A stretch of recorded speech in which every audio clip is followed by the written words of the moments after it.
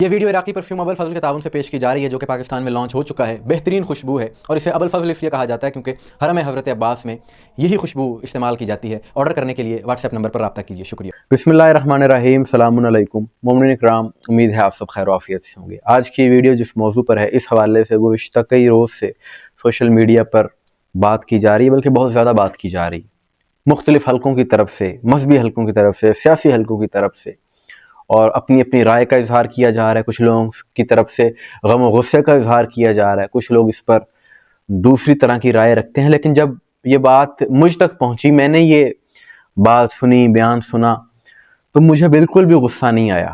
یقین کیجئے، بالکل بھی غصہ نہیں آیا، بلکہ ایک بات میرے ذہن میں آئی، اور وہ بات بھی بات برائے بات نہیں بلکہ حقیقت پر مبنی ہے۔ ٹائٹل آپ پڑھ چکے ہیں کہ پاکستان میں یزیدی حکومت لائی جائے، یزیدی حکومت کی طرح کی حکومت کی جائے، یہ ٹائٹل ہے۔ اور یہ بات میں نے کس لیے کہی، یہ بات میں غلط نہیں کر رہا، سن لیجئے گا کہ یہ بات اس لیے میں نے کہی کیونکہ پاکستان کی ایک سیاسی جماعت پی ٹی آئی کے رہنما نے یہ بات کی انٹرویو کے دوران، اور اس نے کہا جی کہ پاکستان میں شراب خانوں پر پابندی نہیں ہونی چاہیے، بلکہ ہونے چاہیے، بارز ہونے چاہیے، اور کسی قسم کی اس حوالے سے کوئی سختی، کوئی پابندی نہیں ہونی چاہیے، ایسا انہوں نے کہہ دیا۔ ساری دنیا میں، یو اے ای میں، ٹرکی میں، ہر جگہ پہ بارز ہیں، لوگ بیٹھتے ہیں، باتیں کرتے ہیں۔ بارز میں ضروری یہ نہیں ہے کہ آپ ڈرنک ہی ہوں۔ نہیں، شراب کی اجازت بھی تو نہیں دے سکتے۔ کیوں نہیں دے سکتے؟ یو اے ای نے کیوں دی ہوئی ہے؟ ترکی نے کیوں دی ہوئی ہے؟ جس نے پینا ہے پیے، جس نے نہیں پینی نہ پیے۔ اس پر مولوی حضرات بھی غم و غصے کا اظہار کر رہے ہیں، لیکن جو میں بات کرنے والا ہوں وہ اس پہ غور کیجئے گا کہ جو ان صاحب کی خواہش ہے، جس خواہش کا اظہار انہوں نے کیا ہے کہ جی شراب خانے کھلنے چاہیے،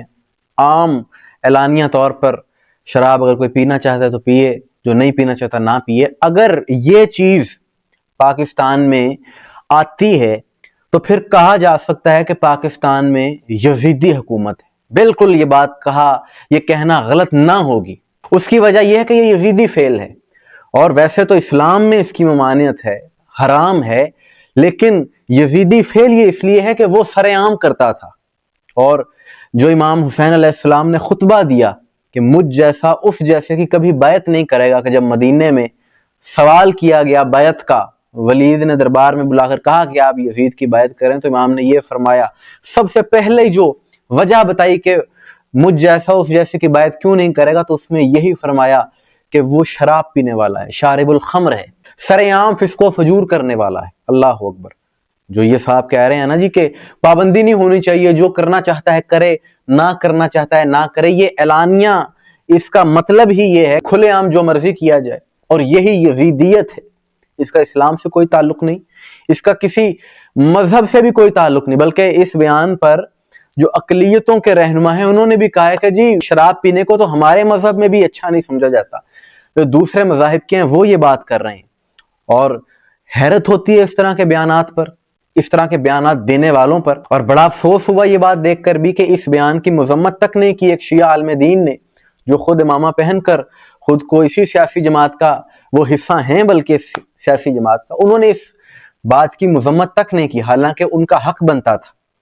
علامہ راجہ ناصر عباس صاحب کو چاہیے کہ اس چیز کی مذمت کریں کہ یہ جو بیان دیا گیا ہے، آپ خود کو شیعہ قوم کا نمائندہ کہتے ہیں، اور اس طرح کی بات آپ کی جماعت کی طرف سے کی جائے اور آپ کنڈیم نہ کریں، یہ افسوس کا مقام ہے۔ بہرحال یہ کوئی سیاسی بات نہیں ہے، غلط بات جو بھی کرے وہ غلط ہے، اور وہ مولوی کہ جو اس بیان کی مخالفت کر رہے ہیں اچھی بات ہے، لیکن میں ان کو رائے یہ دوں گا کہ اگر آپ اس بیان کی مخالفت کر رہے ہیں تو پھر کم از کم یزید کی وکالت کرنا چھوڑ دیں، کیونکہ یہ بات صرف شیعہ کتابوں کی حد تک ہی نہیں ہے، بلکہ اہل سنت کتابیں بھی اس چیز کی گواہی دے رہی ہیں۔ تاریخ الخلفاء ہو، تاریخ تبری ہو، دیگر معتبر کتابیں، یہ سب کچھ درج ہے ان کتابوں میں کہ یزید کا کردار کیا تھا، وہ کن کن ان محرمات کو وہ جائز سمجھتا تھا، جو جو چیزیں شریعت میں ناجائز ہیں ان کو وہ جائز سمجھنے والا تھا۔ تو پھر آپ کا حق یہ بنتا ہے کہ اگر آپ کو اتنی تکلیف ہوئی ہے ان صاحب کے اس بیان سے، تو پھر یزید کی وکالت بھی نہیں ہونی چاہیے،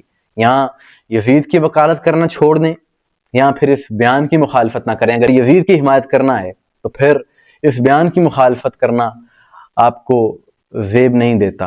اور یہ بات بھی باعث فخر ہے تمام محبان علی کے لیے، شیعان علی کے لیے، کہ جن جن ممالک کا نام ان صاحب نے لیا کہ جی وہاں بھی پی جاتی ہے، وہاں بھی یہ کام کیا جاتا ہے، جن اسلامی ممالک کا نام انہوں نے لیا، ان میں سے کوئی بھی ملک الحمدللہ ایسا نہیں تھا کہ جہاں پر محبان علی کی حکومت ہو، اور جہاں پر حسینیوں کی حکومت ہے وہاں پر الحمدللہ اس طرح کی کوئی چیز نہیں ہے۔ یہ بات تمام حسینیوں کے لیے باعث فخر ہے، اور ایسا اس لیے ہے کہ ہم ان کے ماننے والے ہیں کہ جو شریعت کے محافظ ہیں، جنہوں نے دین بچایا ہے یزید جیسے فاسق و فاجر سے۔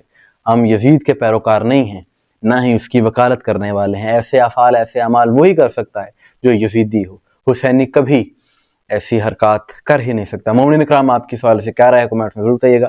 مجھے دعا میں یاد رکھیے گا۔ السلام علیکم ورحمۃ اللہ۔